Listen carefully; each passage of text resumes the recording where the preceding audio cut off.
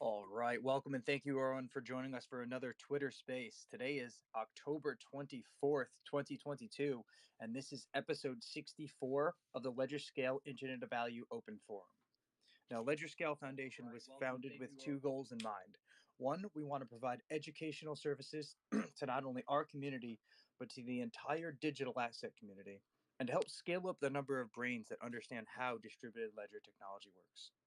And two, we intend to one day hardware to provide infrastructural support to all of the distributed ledger technology networks that we believe are ESG friendly and running a form of decentralized consensus. Now we host these spaces Monday, Tuesday, Thursday, and Friday, starting at 3:30 Eastern Standard Time. And on Wednesday, we host a focused topic space from 5 to 6 Eastern Standard Time. And if I could just ask if everyone could give us a follow on Twitter at ledgerscale, turn those notifications on so you know when we're going live, and as well as at the bottom right, if everyone could like and retweet the space so that hopefully other people can find this information we speak about and hear valuable in the future. Yeah, and so essentially we're here just to engage the community. So please, if anybody has a question, raise your hand, speak up. If you're curious about something, I guarantee you somebody else is. And it is an open forum. Just be cordial if you do choose to speak up. And yeah, welcome to the space. And Death, I'm going to give you a slight correction. We are running a node now. I love it. Love it. Thank you. You're very right. We are running a validator on the XRP ledger. We have been for the last couple of weeks. It's been updated to the 1.9.4, which is the new XLS20 amendment that's coming out, and the most updated version of Rippled.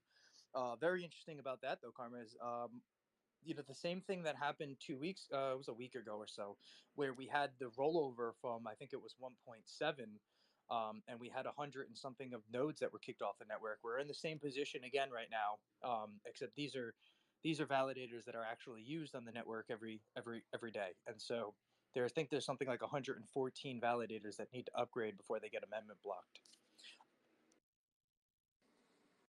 What's the time frame? They've got what, a week Yeah, left, or October 31st. So yeah, exactly. I'm gonna send a couple not even invites a out, week? guys. That's just a couple of days away. Just a couple days away. Yep, I've been posting it on Twitter, and so has Vet. Just trying to get all the validators to get up to date. I'm gonna hop away though, guys, for a minute. I just sent invites out to everybody. I know Rob, you wanted to come up, man. I will be back in like 5-10 minutes. Just give me a little bit, and Karma, I'll leave it over to you for a minute, man. Yeah, you're good. Do your thing. Anybody else wants to speak What's the up? point of running that node that you guys are running now? Why are you choosing to do that? Well, it's a stepping stone. Ultimately, I/we would like to run a full cluster, and I've got a guy I'm talking to who's got some physical location and he's a network engineer, and he's willing to put the data to pay the cable company to upgrade because you need, I believe it's 10 terabytes. So he's gonna have to pay the cable company or to install beefier wires essentially, or fiber optic, or I don't know how all that part of the things work, but yeah, he's willing to pay for that. And then if we can put a cluster of servers in there, that's a new physical location. It's not like starting up a node in say Amazon Web Services, Well, because what the question is like, why are you guys choosing to go down this route? What benefit does it have to you? well, I think it's good for the network. One, first and foremost.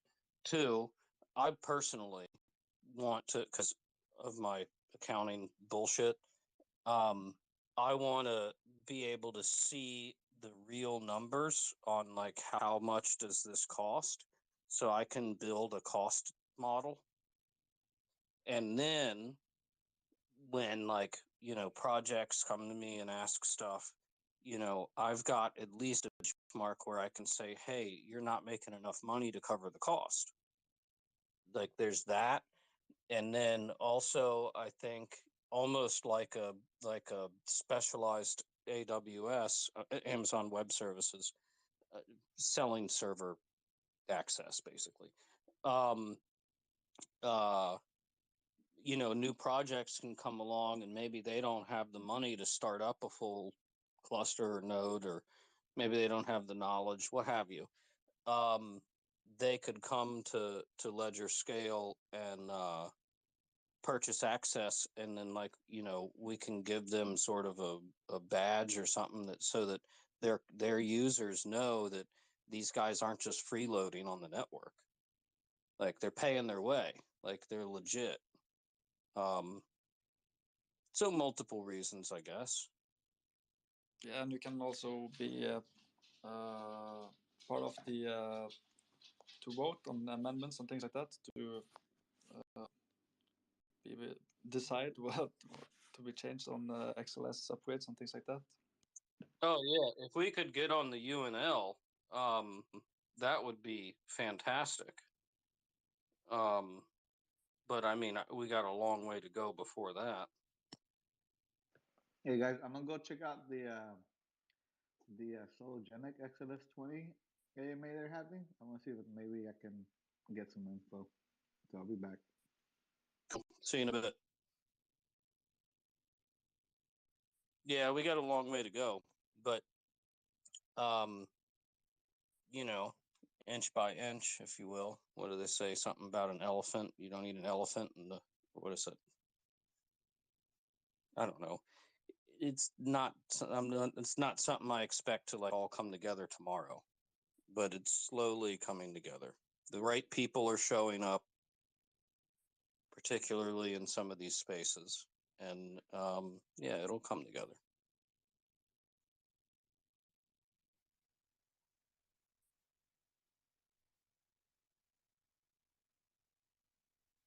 So, by the way, how long is it since it was like 30 on the UNL list? Is that because I haven't keep track on that?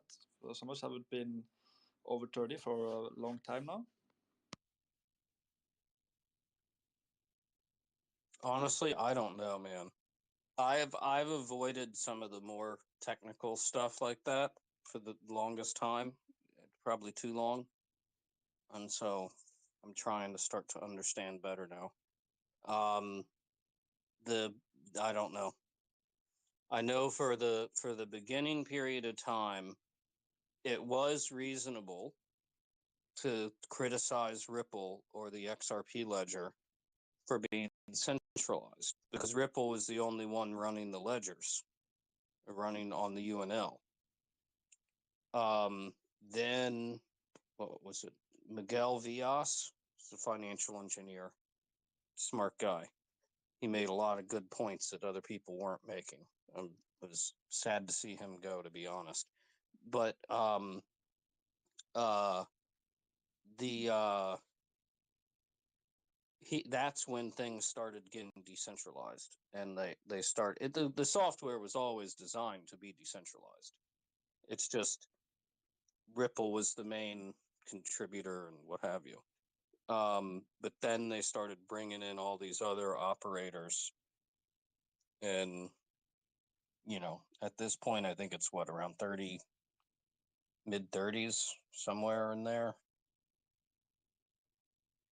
By the way, how is the process of say sales is on the list to get on the UNL list? How is the process of accepting them to to be there. Is that something that the rest of the UNLs have to vote on also? To add another Yeah, on I the UNL? the every operator gets to choose their own UNL. So you just got to go to each person or each company or whatever entity is running the servers and earn their trust. You know, like, but it's up to each individual operator. So you got 35 different people deciding what who they allow on their UNL, like what other nodes are they do they allow. So yeah, it's not like one person's in charge. You know, I know people criticize that there's like a default UNL list, but if you're a small company, right, how much resources do you really want to allocate towards vetting all these people? It's easier and cheaper to just say, okay, well, these other folks have all vetted this default UNL, so I'll just start with that, right? And then I can change it later. It's not like I'm stuck with that. Like if I later on find out, oh, I really trust death. Okay, well, I can add death to my UNL. That's fine.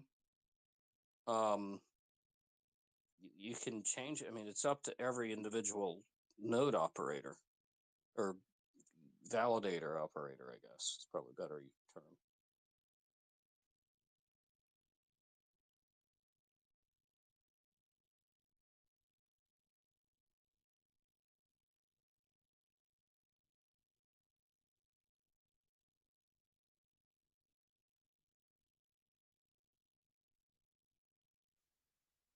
I hope that made sense. Yeah, of course. And congrats on the node, by the way, the validator. I didn't know you guys had one up and running already, so that's great news. Glad to hear that. Well, I'm hoping he shows up here, but Chris is the one that's really responsible for it. So, Good evening, ladies and gentlemen. I read the title of the space, The Internet of Value. You forgot to add a perceived value to the title, because we all have a perception and understanding of the value, but what ties actual value of materialism and products towards the value stored in whatsoever token in the chain? Who decides upon that consensus of value? well, I have a saying, money doesn't exist, only value does. And value is just an Okay. so whoever I decides want to read. I it. want to read the passage from the book of Protocols of Elders of Zion. It's the fifth protocol, which goes like this: We shall destroy capital. The tax upon the poor man is seed of revolution and works to the detriment of the state, which is hunting after the trifling and missing the bake. Quite apart from this, a tax on capitalists diminishes the growth of the wealth in private hands, in which we have in these days concentrated it as a counterpose to the government strength of Goyim, their state finances. A tax increasing in a percentage ratio to capital will give much larger revenue to the present individual or property tax, which is useful to us now for the sole reason that it excites trouble and discontent among the Goyim. Again, Goyim is for those ones who are not aware of these intelligent elites who were forging this document in 1910. The force upon which our king will rest consists in the equilibrium and guarantee of peace, for the sake of which things indispensable that the capitalists should yield up a portion of their incomes for the sake of secure working of a machinery of the state. State needs must be paid by those who will not feel the burden and have enough to take from. in order that the payer of the educated classes should not too much distress themselves over the new payments, they will have full accounts given to them of the destination of those payments, with the exception of the such sums as we will be appropriated for the needs of the throne and administrative institutions. Purchase, a receipt of money and inheritance will be subject to the payment of the stamp progressive tax. Any I mean, transfer of sorry property. to interrupt, but like, what's the point? I don't want to just listen to you. I don't understand. I don't understand what's the point of you talking about some algorithm that flows from one processor to another, and you say, I believe it's $1 million worth, and no, it's 500,000, and who is right, who is wrong, and to whom you're going to sell that value of your thoughts, of your Well, belief. then you have a spread in the market, and if you If have you like, have discontent, if you have a dissonance and discontent in the belief, as we know that, for example, now we are with 20, 30, 50 maybe person in the space, and each one of us has a different perception of interpretation of the words and the information that we hear. So why do you think that there's going to be some universal consensus about, like, person in Africa saying, yes, John, well, your there's not going hash to is be 1 million worth? there's not going to be Mhm. a universal consensus. That's the whole point of Internet of Value. There's going to be all sorts of different types of value. Well, I mean, all you're kinds of talking you're talking about the services. You're talking just providing services. That's the internet of the value. Well, it's a Because technology that no, enables no, it. no, It's no. a network.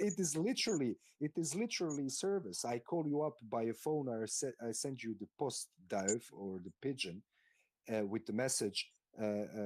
Let's say I'm taking radical examples. Build a house. That's the command. Is that a piece of information tied up to the leg of the pigeon for you? The value, perceived value of that house that is going to be built is, let's say, $1 million. Is the transaction or the flight of the pigeon from Europe to the States bringing you the message to start building a house which will have a Right. value of 1 million? Is that the perceived value of information? Is that the internet of value? Are we talking about Well, I mean, I don't know. Some of the biggest companies in the world, all they do is move information around.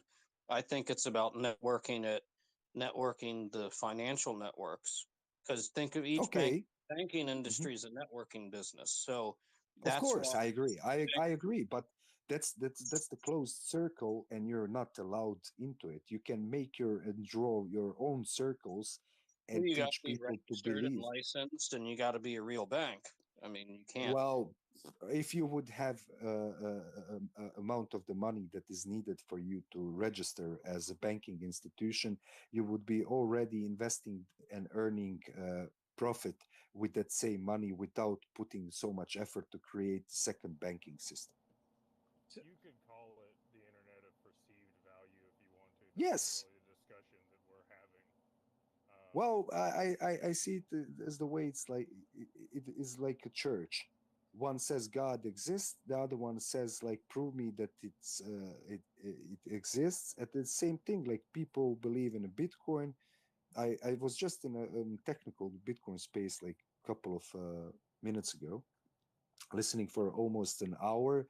Some lunatics stating that they want to build the blockchain inside the Bitcoin blockchain, and by that they want to expand the Bitcoin. How you're going to expand? That's something already limited. You have 21 million Bitcoins available, and how much people you can trick into the buying with their fiat money, so the price of the Bitcoin would exponentially grow, and then you're going to correlate that growth of the value of Bitcoin, uh, and tied it up to your expansion of the algorithm, and say, oh yes, because we have stored that in that time that much amount of money of fiat came to as a contribution towards the our research regarding this algorithm.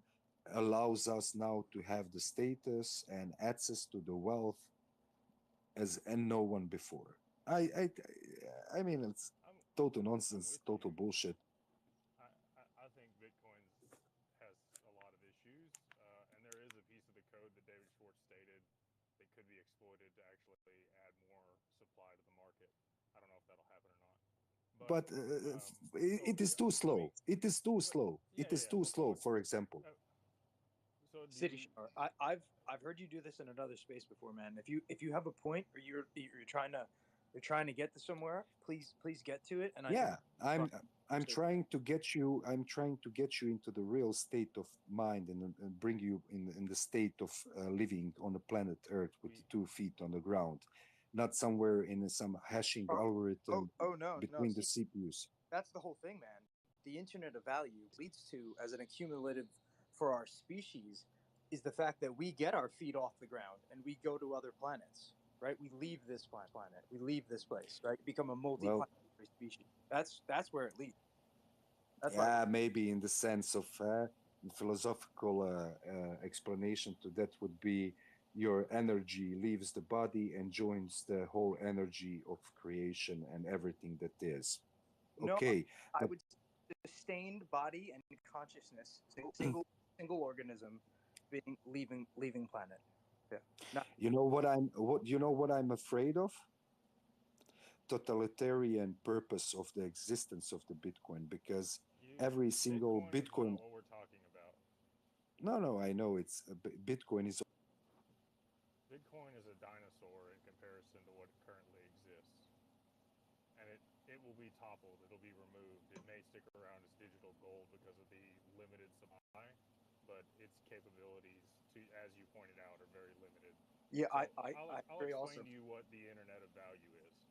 Back in the 90s, when the email addresses happened, they didn't know what the fuck they were. I don't know if you've ever seen the news skit that they were like, "Why do you have an email address?" Well, I work for a hosting company. I run servers, and I know the softwares that I needed for those servers to be operable, so you can log in into your email, and I know how the email protocol works and how it's getting rerouted. Okay, so you'll really understand this then. Yes. So yes. Right now we have all these siloed banking institutions, and they trust certain parties, but there's no connection. Like, I can't send a payment from PayPal to Venmo, even though they're owned by the same company. There's a siloed gateway, right? You have to download the same app as me. With the Internet of Value, you'll be able to tokenize, and again, they're going to draw value from multiple places. It's going to be the value will be derived from what somebody is willing to pay for something. I do understand you. There will be like many endless amount of the tokens in unlimited amount of the computing power trapped inside the algorithm on some servers. They will be backed by physical assets that actually have value. That's another. Well, that's the Ethereum concept and smart contracting, because Bitcoin is not even close to the efficiency of Ethereum when it comes about capability. Again, Ethereum's also a dinosaur in comparison to what we're discussing on this space. Well, it's dinosaur. I know about everything about the tokens. Fees are ridiculous. Its latency is ridiculous. Yes, but you don't you don't understand that cloud computing APIs, like just one request towards the server, is going to allocate some CPU power. I'm aware. That's what Filecoin's for. Yes, and the silicon producers that created those chips, they have attached a lifetime value to it. So it means, like, in my hosting company, we have, for example, storage. And I know that I can spin up maybe 1,000 virtual machines. 1,000 times I can rewrite that SS drive, but eventually it's going to degrade. Correct. So only purpose of the Bitcoin and these small footprint kind of algorithms is to be able to store more data on the smaller space So the cost of the storage will get reversed. So instead of, as the human civilization continues to exist, everything on Earth, from the smallest grain of salt to the stone, is going to be mapped with the ownership That's ID. the same. Yeah, it's That's so the same thing as XLS 20. Like XLS 20, Yeah. it's all about reducing the amount of storage that's necessary on the ledger. yeah. But the crazy thing is what the problem he just described, Matt and Filecoin, just like you said, the block. They're working on solving that exact issue right now, and so they're developing a method where you can sell, still use IPFS and sell the storage for a certain least amount of time, and so making it easier to locate A, where the information is stored, and B, those people can rent that information out or that data, right, that they have to process and store, and make a profit from it, and it makes it worth, because you could do like a 1 year lease, right, and so if you want your NFT to still have its image every year, you're going to have to renew your lease, and so I think that's really cool. What I think is pretty cool is that XRP is a interplanetary coin. Doesn't feel like that yet. Well, wait, Death, can you explain the problem? Because maybe I didn't understand. So from a data center that perspective, like when you use IPFS and there's it and that information is processed, or just like City said, when an API is called for any data center, right, that takes up CPU power and then storage on their on their devices and information, and so as humanity evolves, right, these data centers are going to become overwhelmed with having to deal with this increased amount of input that they're getting, and so to handle it, you know make it easy for them to charge for the storage space, make it more economic for them, and Uh, incentive building. okay. Yeah, I think. Like, for example, I was working on a Dell machine, like this R700 blade server, uh, and it has a capacity to expand the storage with the RAID module. So it means like, um, all these servers are redundant in the sense like you can set up your SSD drives on such manner that one mirrors the other one and creates exact copy, which leads like to doubling up the cost of the stored data. So you have like different sorts of RAID, and they're all for the different kind of purposes, but still every single server or either has to use the network storage, which is less efficient than these NVM SSD drives. So it's all about also bottlenecks on the hardware components. Then you have a bottlenecks on the buses between the CPUs and these integral circuits. And then you have the network latency. Then you have all this factoring, which at least like when it comes about the data exchange, they hope that the crypto technologies are going to be able to solve it, because first of all, you're not going to have a degraded information, because the ledger technology would allow it to be like just read only memory. So everything written on a blockchain is a read only, right? So you with the private key of what sort, never mind the sort private key, you have just access to one block on that SS drive, and you can read out of it. And maybe you can write to it if someone else sends it. But it means like if you try to picture the SSD drive, and it is like a chessboard, and the stored value can be only vertical. That's when they say like the height of the block grew.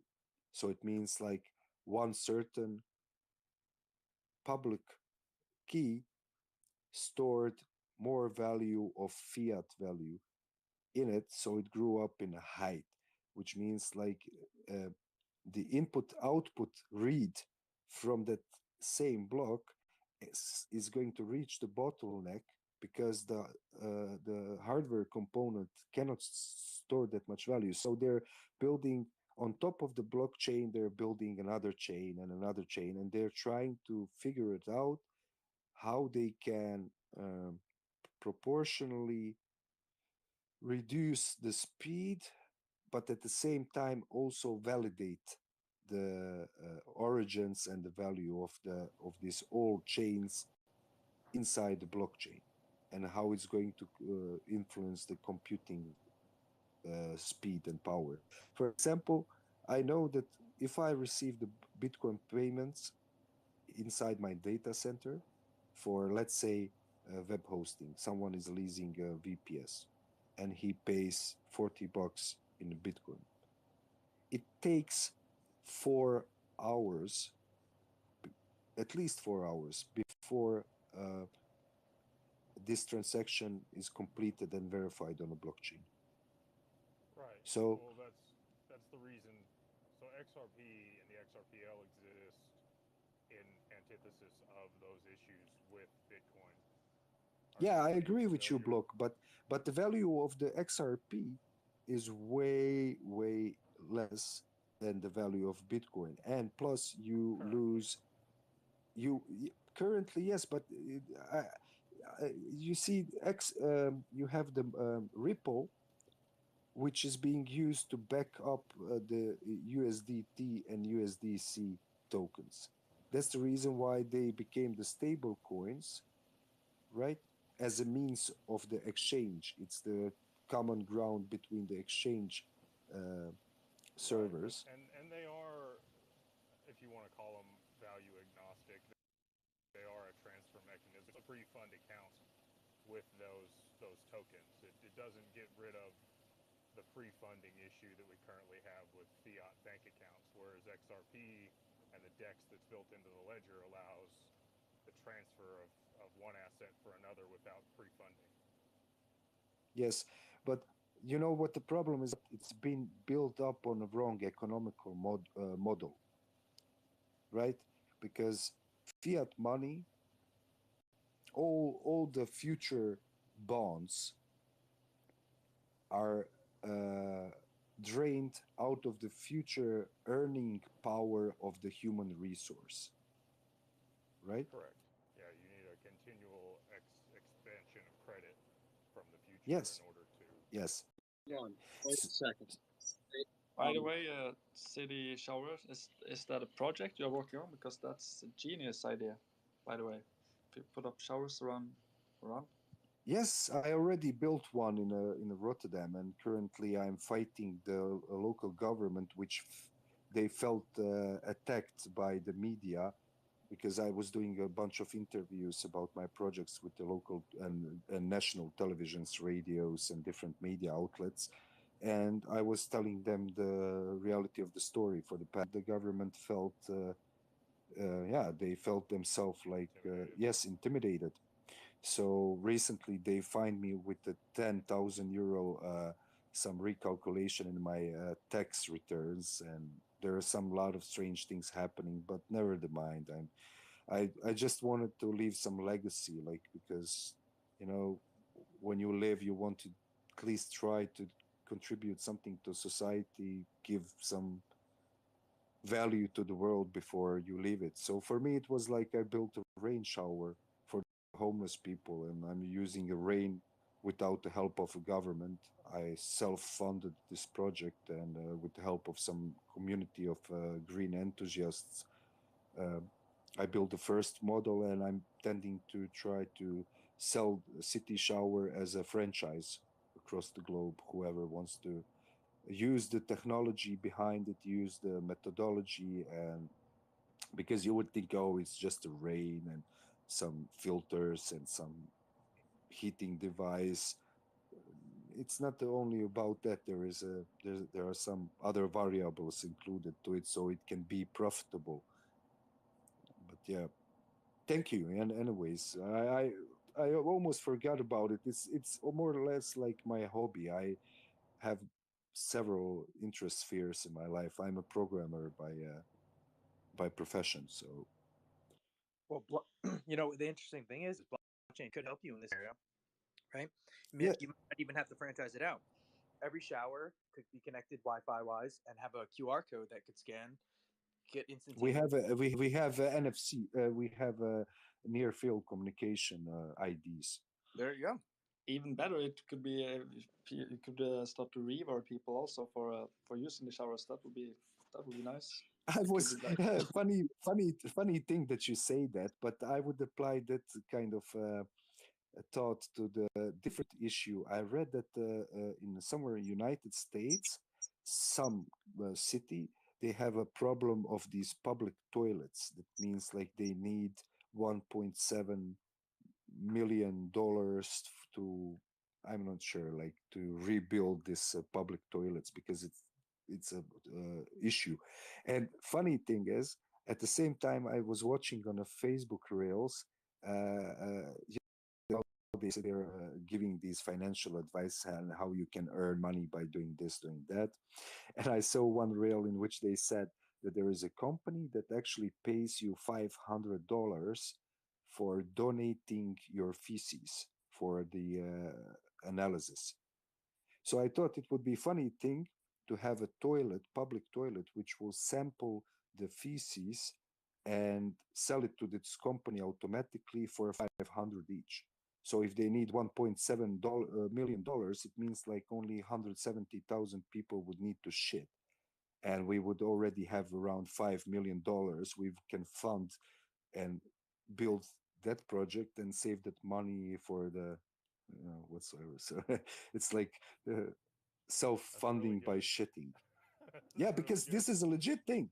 This is legit thing. Like this company pays $500 for single unique sample of feces. So City, I have to connect you with my friend Solomon. He wanted to create a fart coin. well, if he's going to sell that token to the Democrats, I think the Democrats are going to like it because it correlates to this. It's the same value of the beliefs that they're representing, and I believe the fart coin would definitely add up to their asset portfolio. Well, the or whoever the gentleman was, I'm not sure because I wasn't looking at the phone who it was. But you might want to look at the if you're not aware, the LETS system. Oh, what does that stand for? It's a LETS is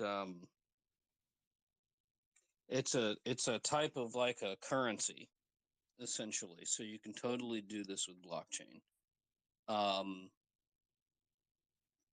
What does LETS stand? Well, I mean, like blockchain, in my eyes, is the more efficient way to store the data. It's a database. It's like Maria or no name database whatsoever. Only you use the fraction of the characters to describe the state of that block on that hard drive. It means like if it's a one, then there is a state present, and if it's a zero, that's binary. But the elliptic curve algorithm brings up the randomnesses which is needed for these records to be permanently unique. Like you have a unique ID because if you have. Go ahead. It's a local exchange trading system, LETS. But no offense, I disagree with your last statement because that just basically just says proof of work is the only way to do things, and it's not. So. Well, proof of concept is just how do you say that? It's a mental exercise.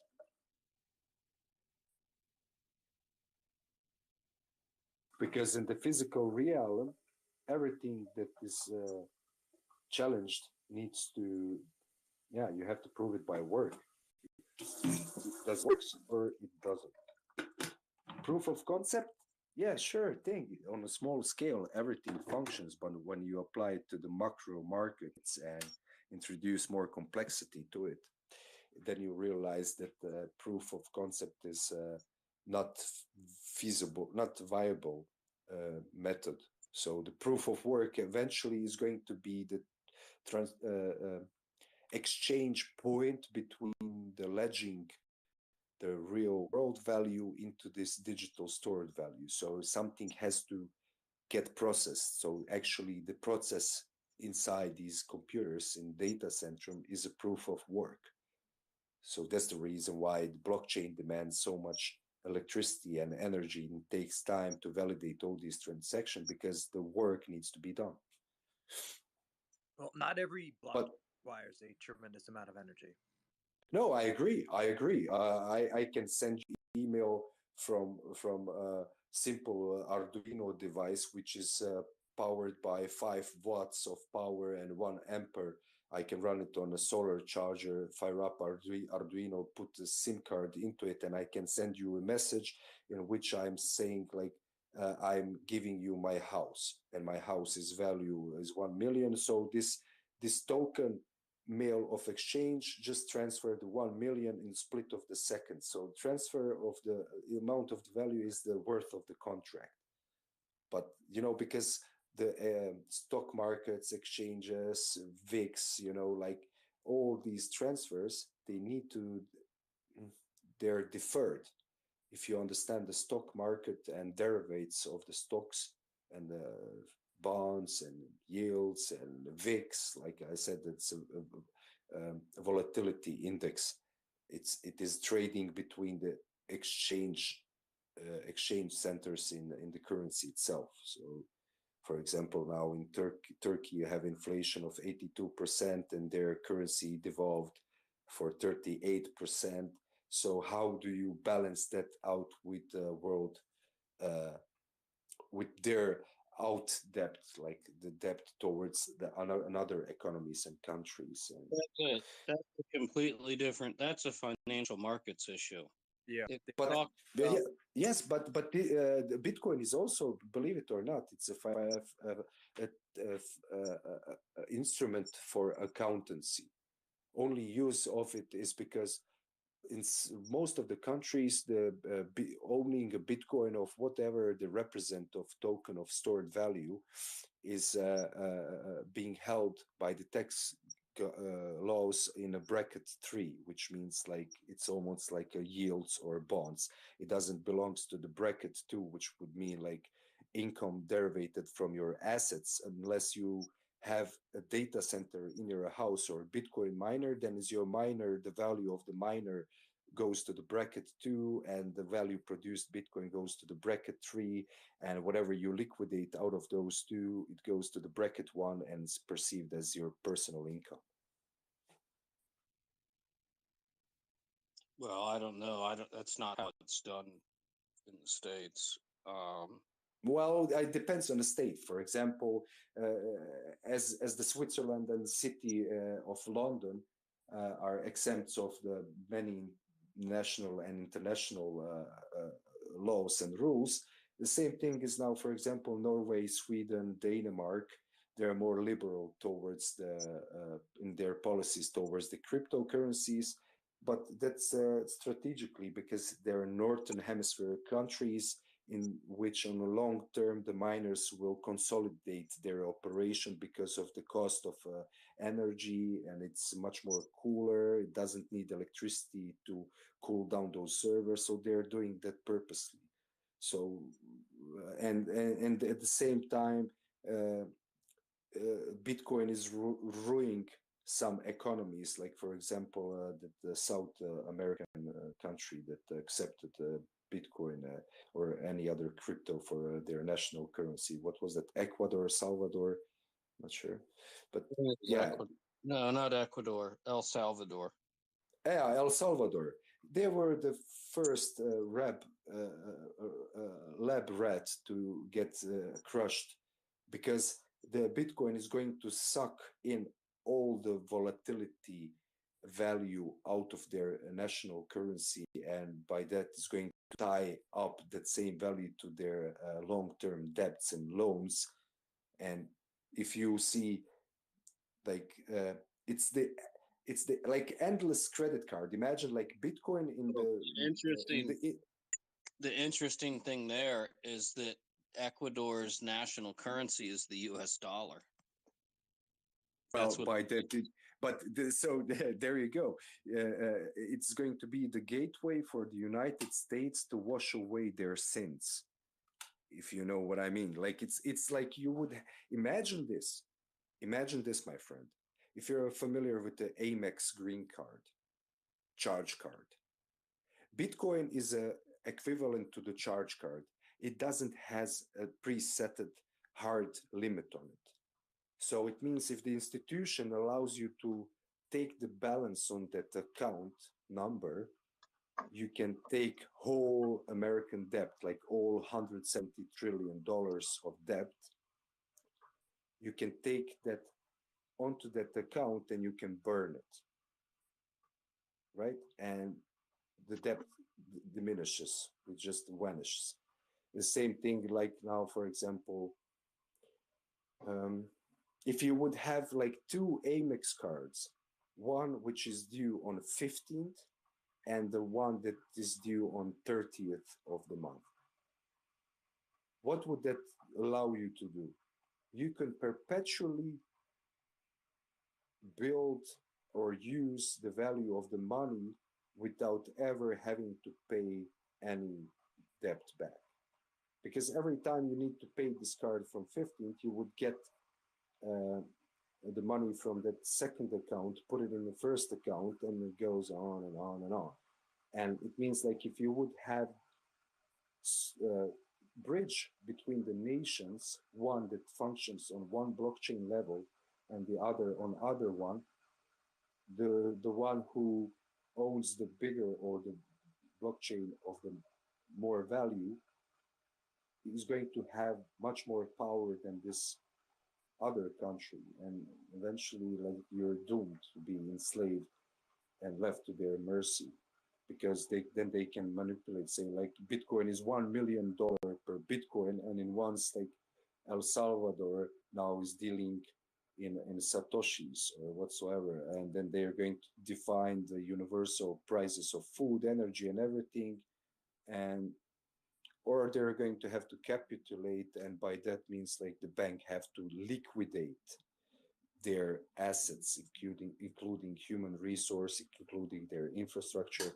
And liquidation in this sense means not even countries don't want to possess assets, they want to destroy them, because destroying the physical assets in this world is an act of debt relief, because in the future value that needs to be rebuilt so they can give them more loans.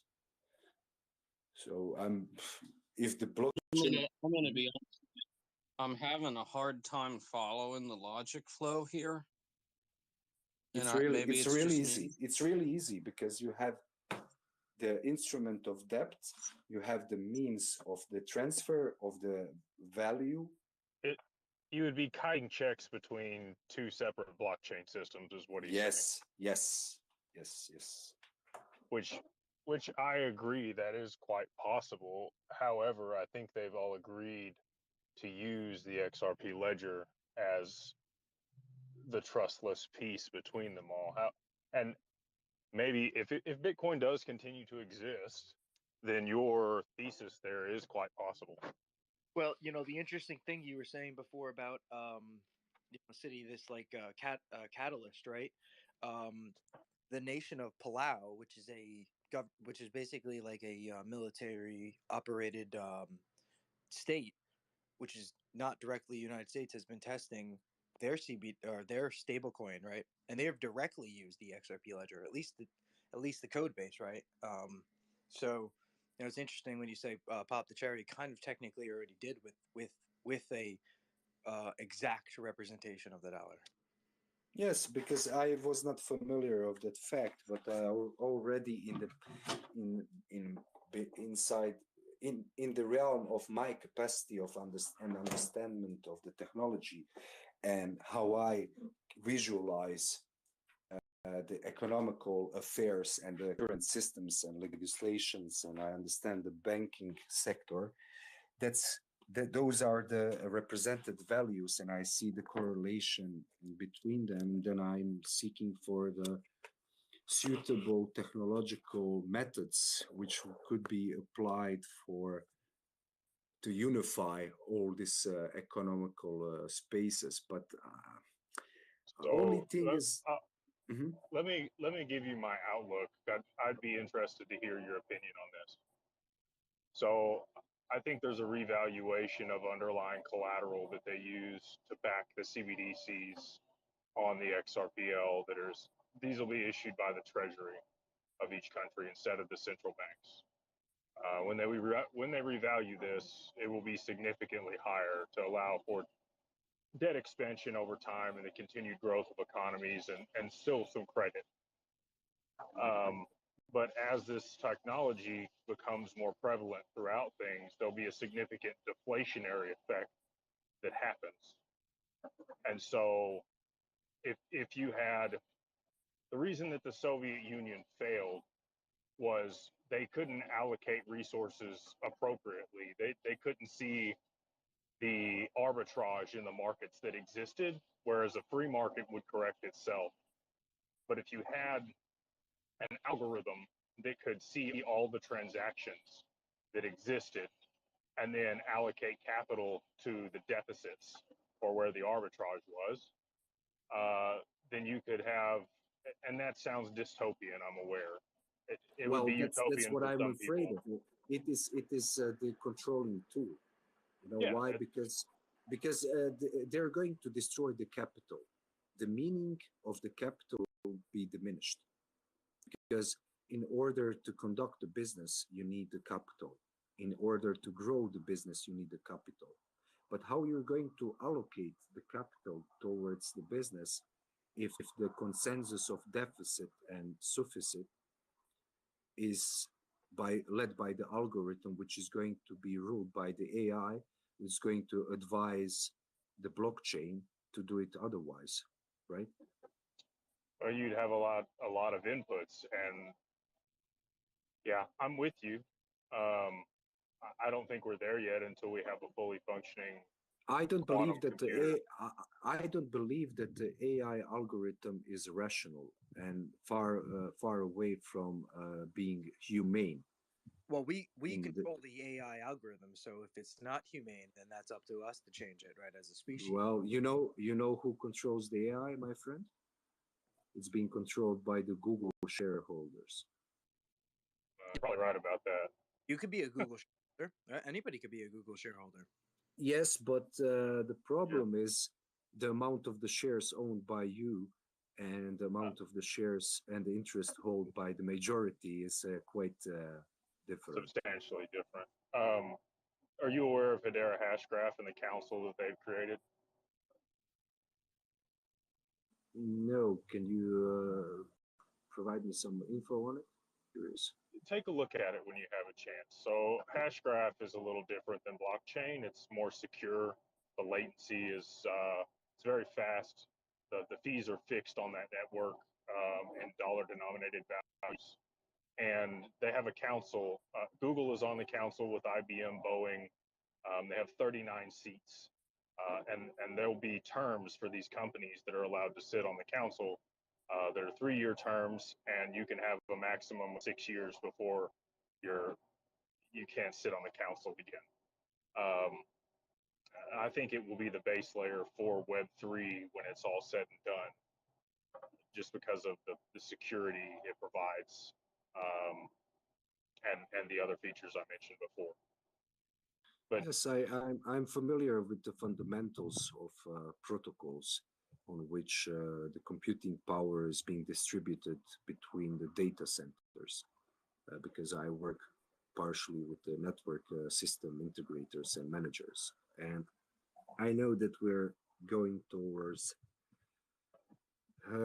because currently, like, let's face it, the governmental taxes are being missed out because the government is laying down the trust in these tech companies that they're going to be able to solve economical models by their computing power. And that's the reason why they allow these tech giants like Amazon and Google, and they fund them because of that, because they believe that they're going to be saved by by them.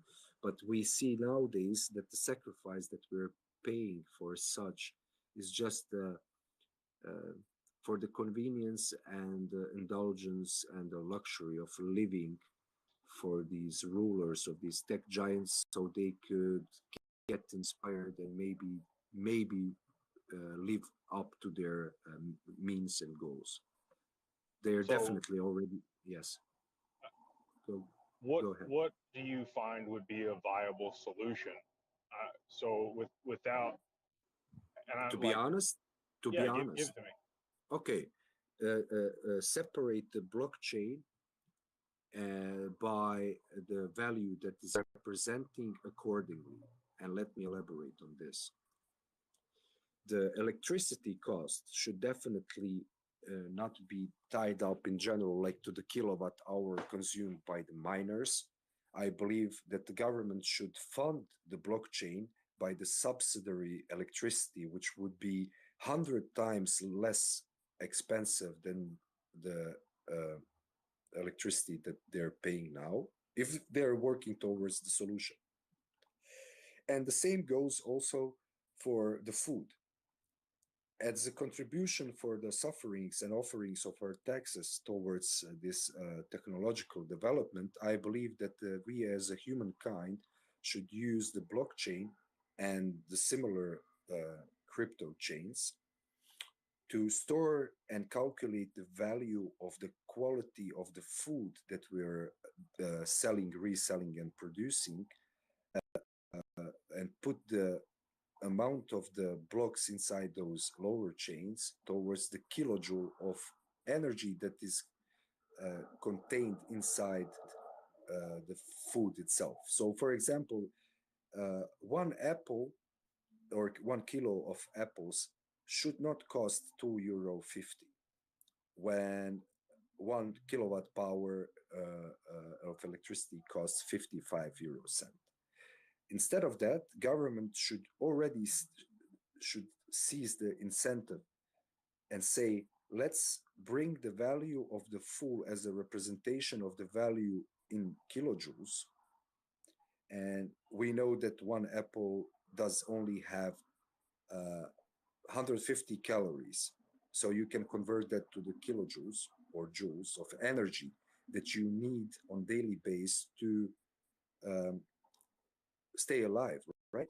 So this technological advancement is getting subsidized by on a Bitcoin blockchain of Bitcoin, and they're paying less electricity, but we're paying the lower value for and the righteous value for the amount of the energy that we get for our food, because a lot of people are now complaining. For example, they say, oh, I buy the tomatoes, but they don't smell, they don't taste as a tomatoes. That means they don't contain the value of the real tomato that we used to consume.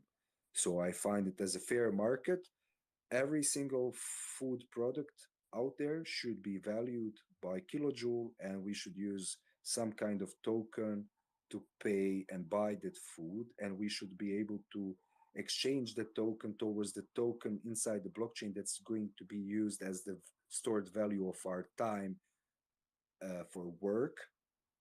So you have a work coin that you need going to convert for the food coin, and the work coin you can use to buy votes and shares in these tech companies, and by that you have like a subsidiary right to pay less on your home electricity bill if you own that stock. So the dividends of the blockchain or the owning a Bitcoin or some Satoshi would allow you to pay cheaper electricity, because I believe that all these crypto conversions are actually the electrical utility bonds, because they use electricity as a currency.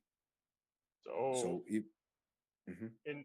I'm working with a gentleman on a Filecoin project. He's bringing it's a small amount of data. It's half a petabyte to the network, but we're working on getting funding from the municipality that he's in his jurisdiction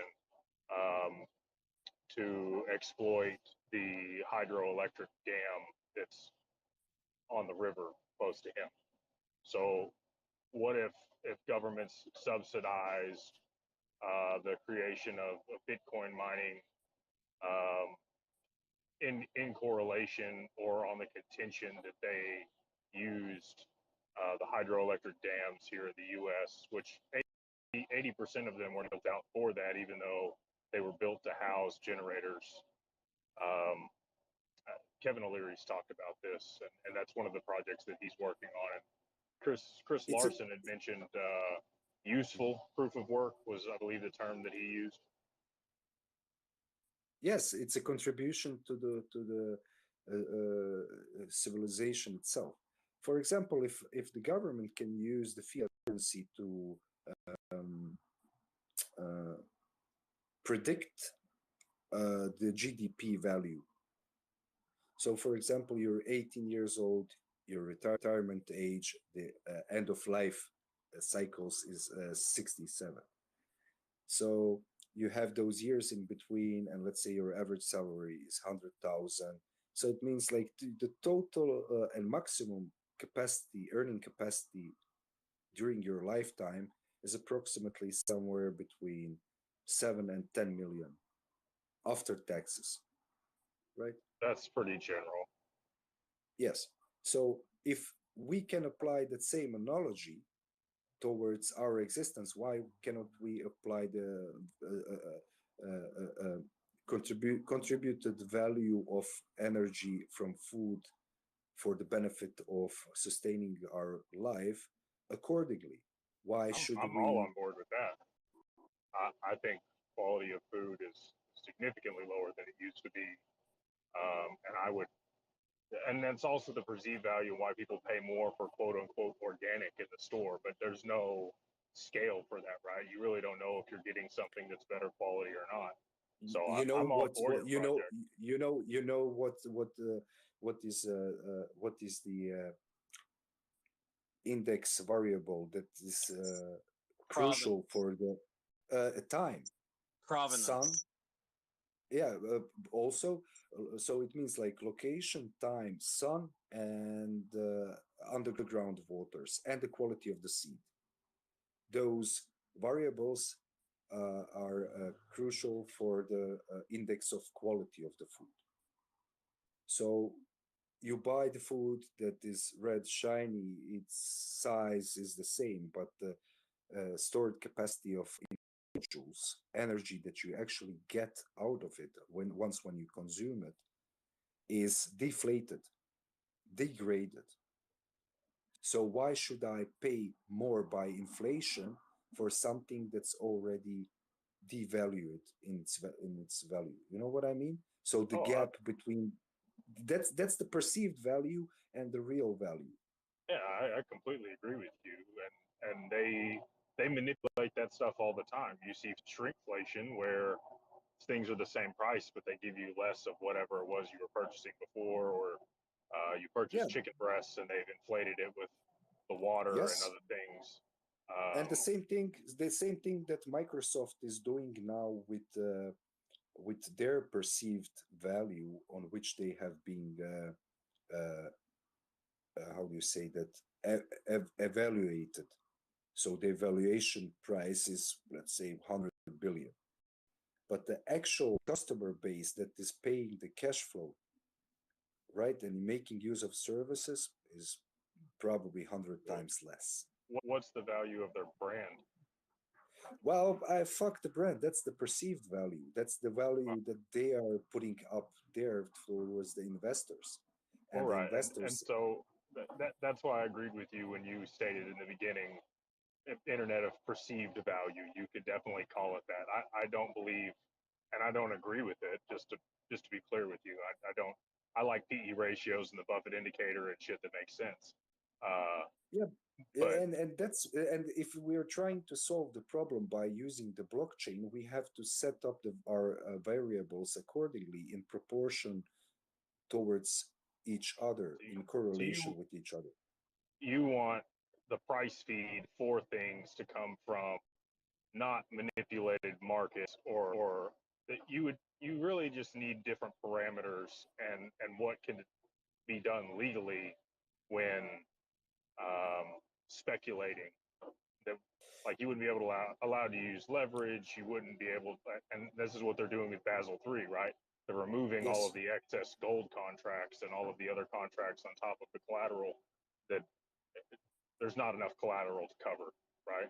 So I think we're going to get what you want. They're draining our intelligence and capacity and capability to produce the ideas. They're draining the life energy out of the humans. They feed this economical model with our time. We're dedicating our time on these devices. I think, by the way, Alex have had his hand up for a very, very long time. Maybe we could, hear what he has to say. What you got, Alex? Sure. Oh, Alex, man, like the hand is not enough in democratical spaces. Like you have to voice up, not just raise your hand. Like we're not in a classroom. Speak up, dare to challenge, dare to interrupt, intercept. We're adults here. We can shut up. You need to voice up, man.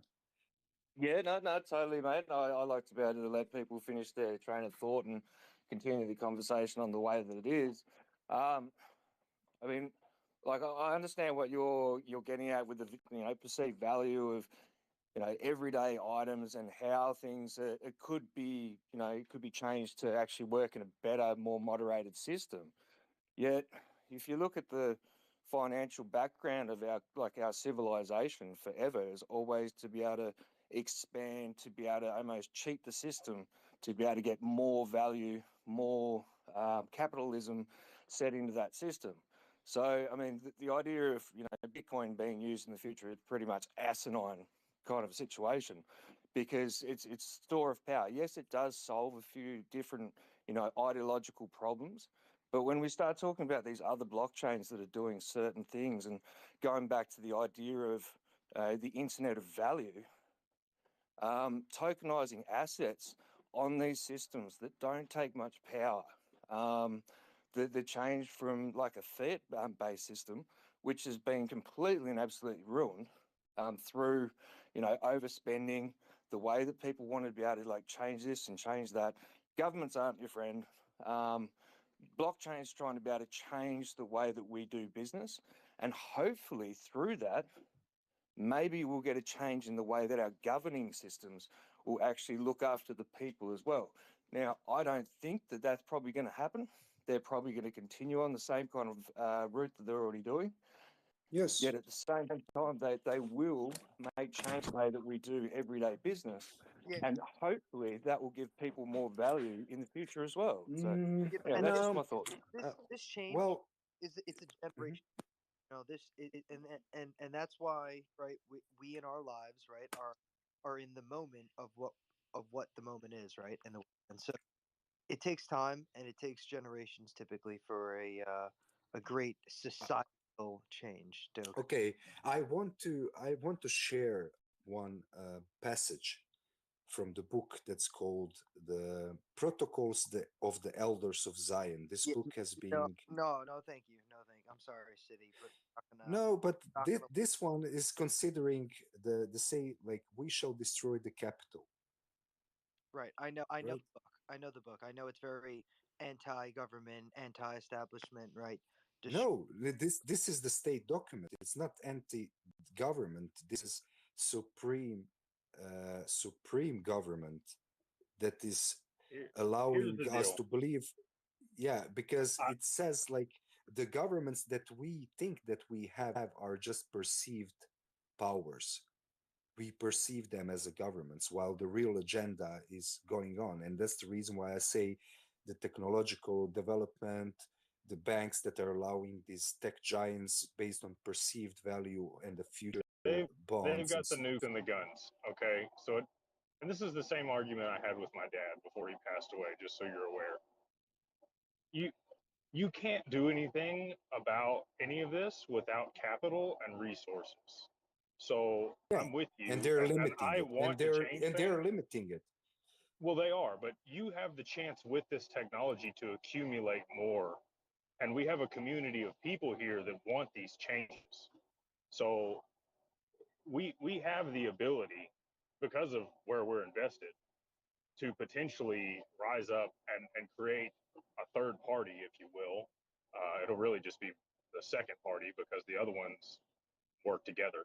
But we have the ability to create change with this stuff. So I'm completely on board with what you're saying. This is what they're saying. We But you cause can't, depressions. yeah, there's cycles. They do that and perpetuate it on purpose to continue, and they will remove, just so you're aware, like it's going to happen. They will remove the middle class. There will be They haves and already did. have-nots. They already did. Yeah. They already did with the So COVID pandemics. yeah, so I'm going to be part of the haves, and I'm good to work with. It's not just us fucking the rest of the world. Like I want to help more people. And this so is where the generational change comes in, right? Constantly Because going on. Well, like, blockchain. This is the line that correlates towards. It goes along the line with the existence of blockchain. It says that a court of account will also be instituted by us, and in it the ruler will find at any moment a full accounting for state income and expenditure, with the exception of the current monthly account not yet made up, and that of the preceding month, which will not yet have been delivered. So it's the state of the blockchain. They're going to analyze the blockchain and always have an insight. So they say that the state exchequer will have to maintain a definite complement of reserve sums, and all that is collected above that complement must be returned into circulations. On these sums will be organized public works. The initiative in works of this Dude, kind I don't want to hear how like accounting works. Like I get it. I think most people but in here get it. Like it's just accounting. You got to it's do. not just accounting. You know what the accounting is? I'm holding you accountable. It means like if you make a mistake, then you trespass the law, then you're guilty, and then we can take everything Why of perceived. You account for But things. You can keep yes, but okay, but they're using the analogy and the concept of perceived value, which is not based on proportional. Uh, it's not being distributed proportional it's already not by. distributed proportionally. Of course not, but all value. but listen to us. We're arguing. We're arguing about. Let me say something. But all yes, value is perceived. It's all just okay. Am I going to pay $2 for that apple or $5 Yes. for that apple? Okay, Same. I agree. Okay, it's up to me how much value I put on it. Okay, I agree, but it is not perceived value. Your ground, your land, your water, and your there's some people that'll come and pay, $400,000 for a house, and there's some people that'll come and pay like 600,000 for the same freaking house. Okay, I agree with you, but I know a lot of people in my country that are selling their precious land for peanuts so they can fund their migration to Germany, where they're going to be the slaves for the euro, and they're going to work for 3,000 euro per month, pay 1,500 for rent, 500 for that's food. Freedom of choice. Well, that's a freedom of that's a freedom allowed. You say it's a freedom of choice. Would you allow the same amount of the freedom of choice in front of the 5-year-old child and a loaded gun in the same space?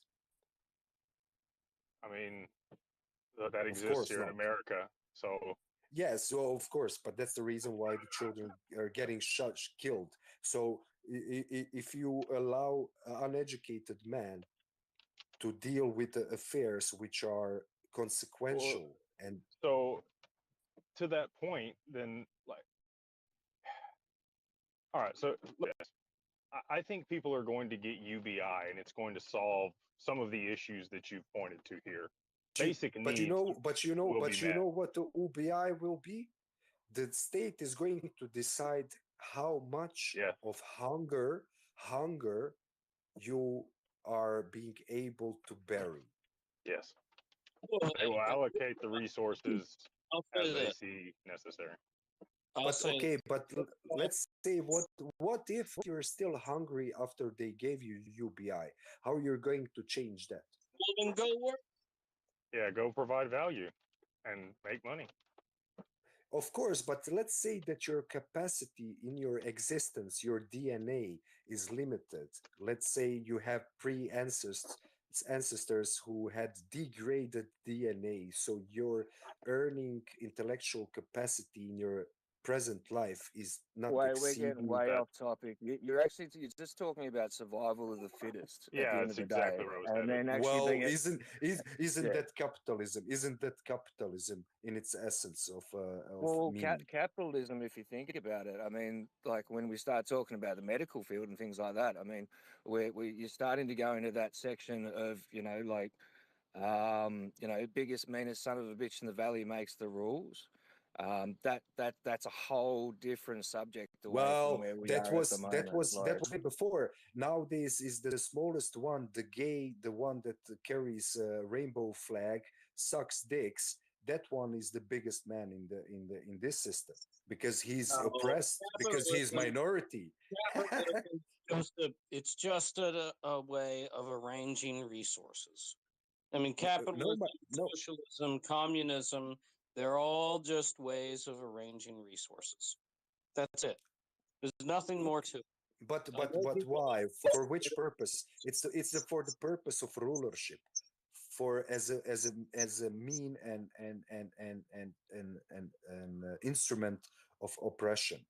It's not being used. So it's not being used to take away from those who have more and give it to those who have less. It is quite opposite of it. So well, if we are already working or contributing to this blockchain, why don't we become aware of the possibilities of blockchain and propose or at least educate people or mislead them so they could use certain blockchains accordingly?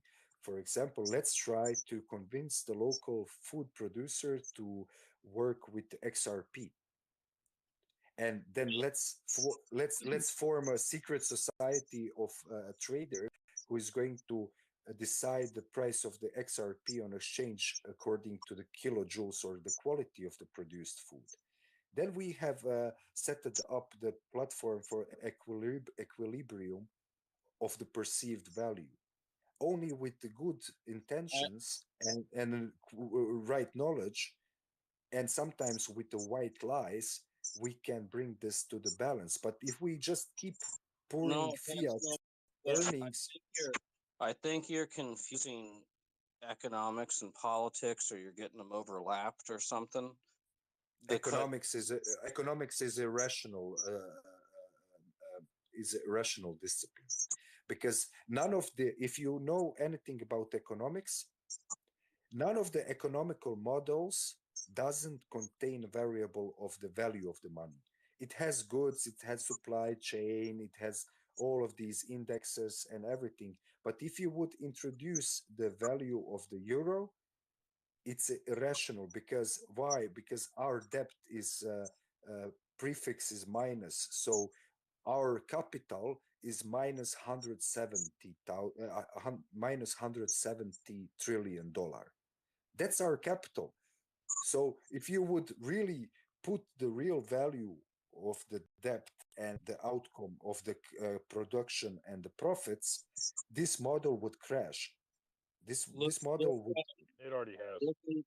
look into some monetary stuff. You probably would like the Austrian economics or Austrian monetary thinking 100%. best. That's the reason why they have the biggest and the strongest banks in Europe. Raiffeisen Bank, it's the Austrian bank. And if you would like to know, like, I believe that the most of the foreign investments are being held through the Raiffeisen Bank and controlled those balance sheets in my country. I come originally from Bosnia and Herzegovina, which was one of the countries that coexisted with many others inside the former Yugoslavia. So in the Europe, we were the sixth biggest force on next to China, United States, Russia. There's some things that you don't have quite proper. You're close, but not quite right. Yo, I agree with you. I have blind spots in my knowledge because I'm not that much knowledgeable in the details, but I can, with my intelligence and my perception, cognitively, I can zoom in and zoom out. That's my gift. You know, that's the reason why I work in IT, so I can work on different levels. I can work with the team, I can work with management, I can work with the customers because I perceive and visualize the system as a whole as a 3D model, and I can attach any of the variables to it, plug it in, and yeah, it's a very valuable skill.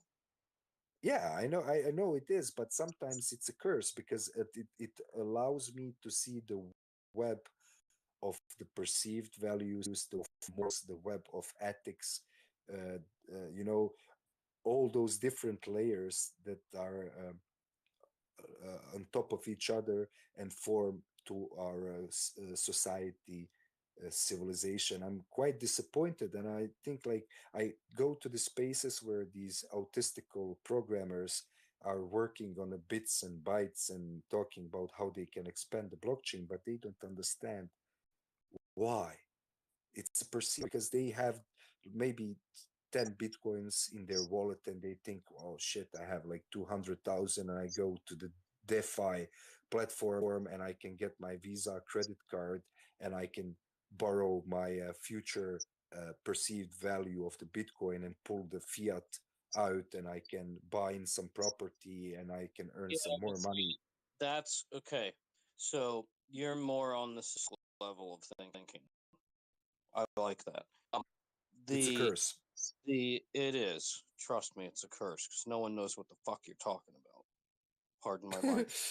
Yeah, but if you're 100%. close, if you're close to do it with the understanding of these all knowledge bases, like I'm 37 years old, I don't have any television in my house for almost 7 years now. Like there is no television, there is no screen except my laptop, and I work on a Unix machine. I use command line. That's it, and I have minimalistic web browser just to read HTML. Well, So let me try and so if you just add, okay, so you just spoke of like different bodies of knowledge. The monetary knowledge, like it's a system, right? So the stuff you're talking about is at like the fish level. Think of the system as um you you if you got it. So this is where the central banks come in, the treasury, um, the obviously whatever body of government or dependent on the economy, um, or whatever country and however they handle their spending decisions. You got Congress essentially in the U.S. They're the purse string. Anyway, so you got to understand like you can't have so every dollar that exists is backed by a debt to the central bank balance sheet. So when people talk about, because you said this a few comments ago, get rid of the debt. Well, if you get rid of the debt, you get rid of the money. It's gone. mm, Canceled each no, other out. no, I believe that only we would have a surplus of money, and No, that would. Do you know why they're afraid? Because they are afraid if the printing money is going to devalue the perceived value of the stuff, then you would have petrol or diesel would cost 3 cents per gallon. The loaf of bread would cost 2 cents. That's a fantasy. That'll never happen. It's just not just mechanically not how the system works. It's a fantasy. I mean, it's a fantasy that a lot of people share. But okay, let's say this. If one would be willing to bury the loss by selling the product for less for a certain amount of time, it would draw the cash flow. Let's say you're a baker. You bake bread and you sell your bread for $1, and I decide I'm going to deflate your product for for 100 times, right? For 100 times. So I'm going to sell my loaf of bread. You've got to go back up to the systemic level.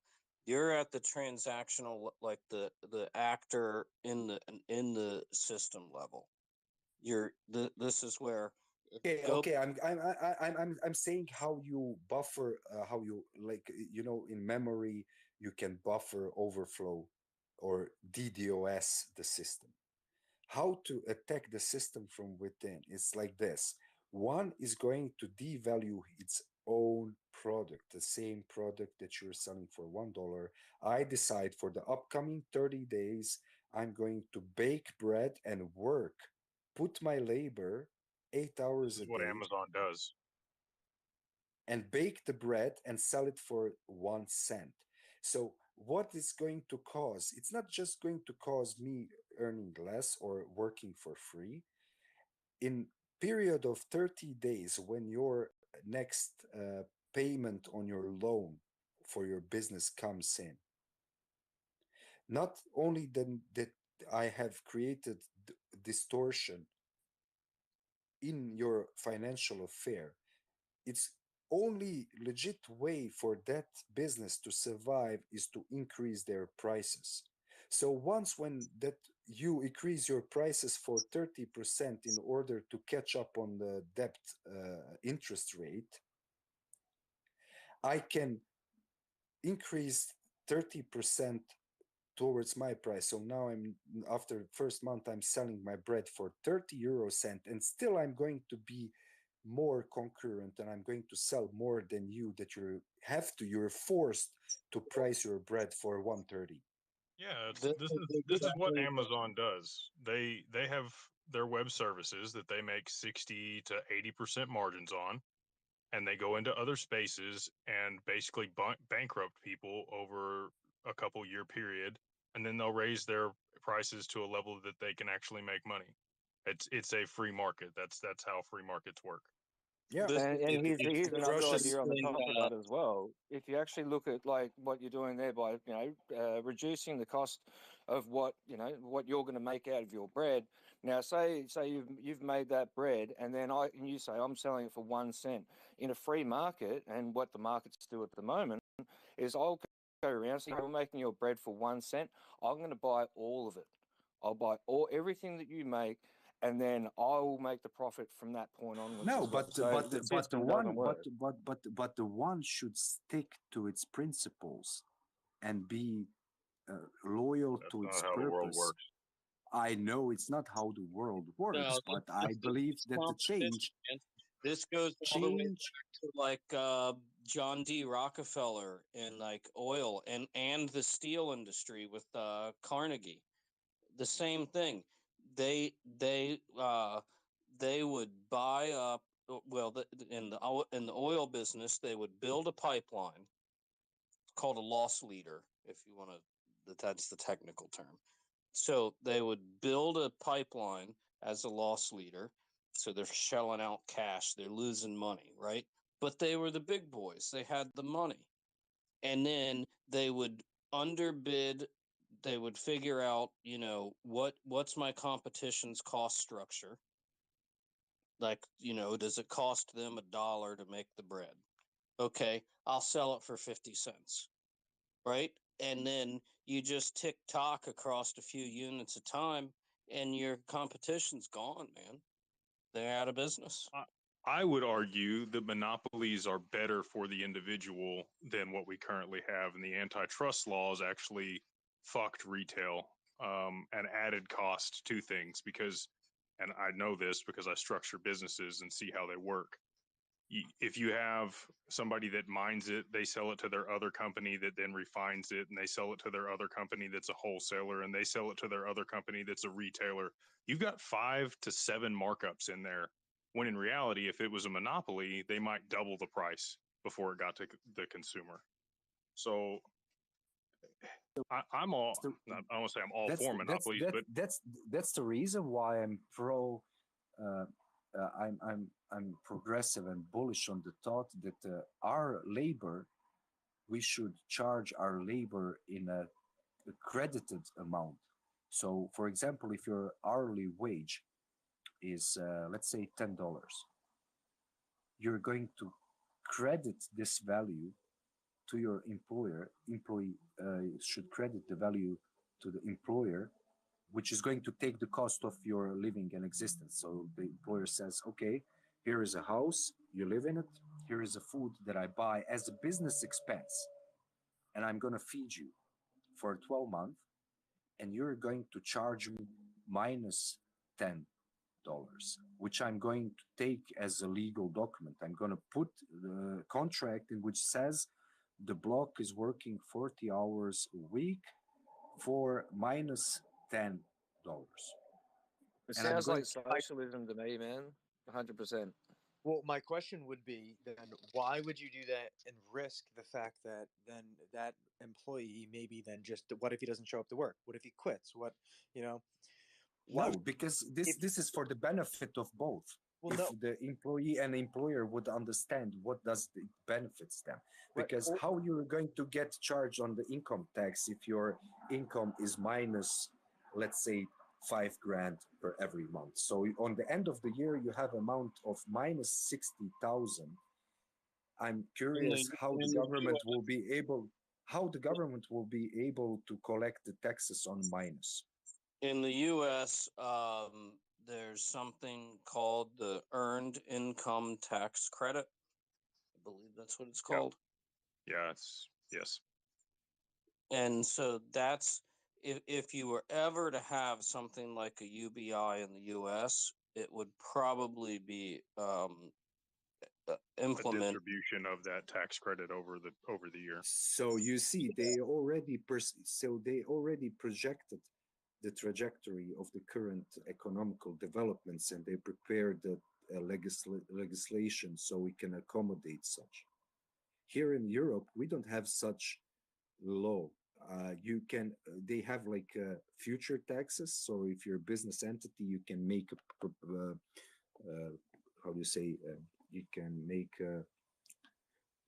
a prediction of your future earnings, and you can take the taxes from this year and book it in year 1, year 2, year 3, year 4, year 5. Right. Or city, you could use a distributed ledger technology, right? And implement it where if somebody got paid as they worked instantaneously for a nominally zero cost to you or the business, right? And at the same time have a system built in where it takes the taxes out instantly. So not only does it further fuel the increase of velocity of money, the government gets their money right away so they can do whatever they were going to do with it. Everybody's paid, right? And everybody's happy, I think, in that sense. I just see that as a more optimal solution. Oh, so you're proposing the inception point of break even on the year 3.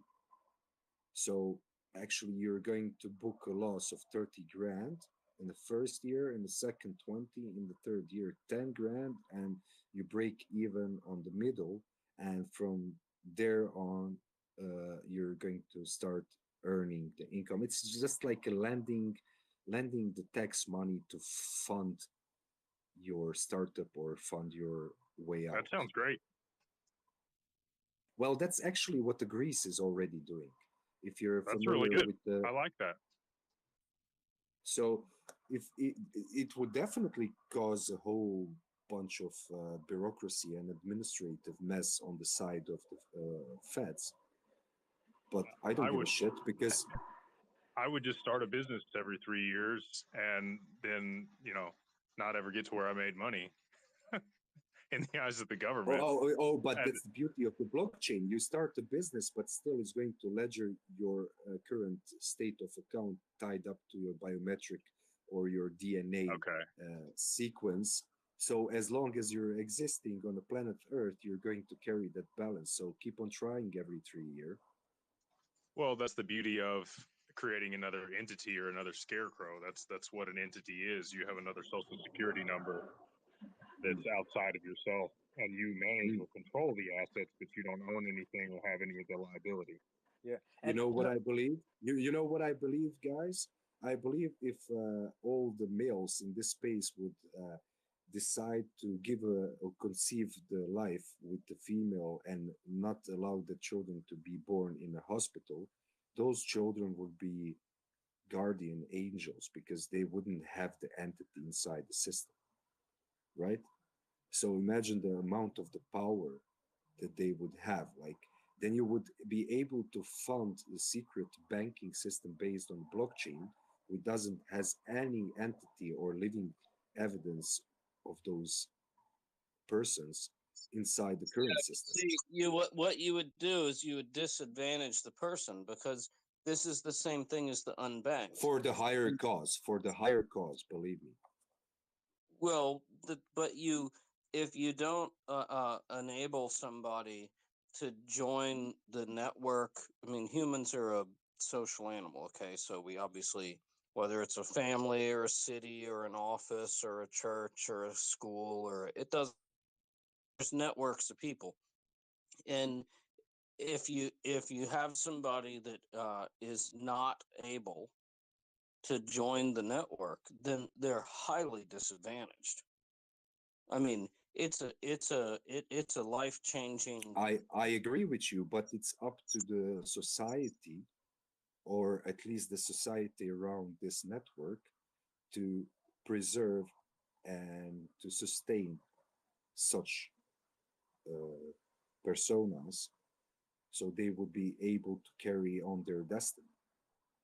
Yeah, well, I mean and that's what comes down to a little bit. We said kind of like survival of the fittest, right? I think in a system where I think we will have UBI in the form of being paid for data, right? This data input that will drive the AI that will help us as a society progress further. You Right? know what would be the next step on a blockchain? Believe me, my friend.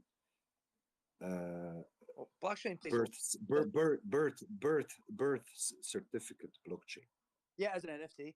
Yeah, well, definitely. So the accumulation of the Internet of Value, right, is really what Web3 provides, which is the ability to transfer value as we do data today, right? TOE, which is the tokenization of everything, right? And IoT, which is the Internet of Things, which leads to the Internet of Bodies and the Internet of, the Internet of everything, right? The Internet of data centers, the Internet of AI. It'll be multiple aspects and industries inside of the one, inside of Endpoints. Endpoints. You're endpoints. Yeah. talking about yes, endpoints. So the if we would be able to create a blockchain which is going to be used by the hospitals for issuing the birth certificates, those one would be definitely not being able to disclose or exclude from any other blockchain of value or inside the grid of value on internet of value. You know what I mean? Right. Because then you would have, but then you would have like a data which would not, you would not have to pay, for example, for extension of your passport. You would not have to pay for whatsoever because that certificate is being issued by a legal organization, in the sense like if you would have open hospital system for ledgering those. Yeah, I mean, you look right. You could use something like this, right? Baby is born, right?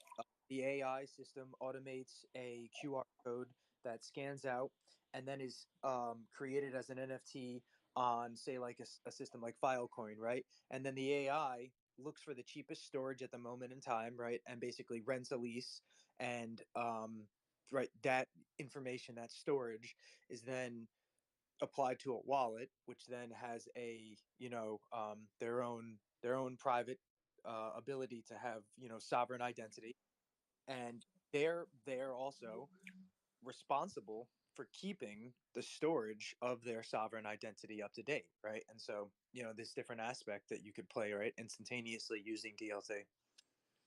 I was thinking for myself, it will be things like birth certificates and things like that should be considered a thing that is soulbound. I was thinking first that maybe the parents would get the certificate, because if you want to adopt your child away, you could send them an NFT, but Definitely sold them 100%. Like so this QR code that scans out, right? So that was the back end, right?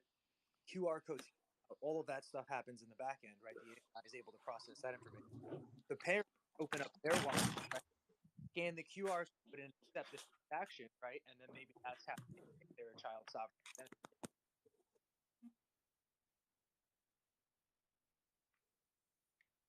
Right, and the crazy thing is these systems that I'm talking about today, right? These abilities already exist, and so I always like to think of, because obviously I don't know everything, and we don't know what's to come in the future and what will be created, right? That's what makes new ideas and new innovations so important. But if we can do that already, I can't wait to see what other people think of that make things more efficient. And I think we're towards the end of our chat. If anybody else in the chat has any questions about anything that was talked about, or has any last comments they'd like to make, I think we'll close it up afterwards.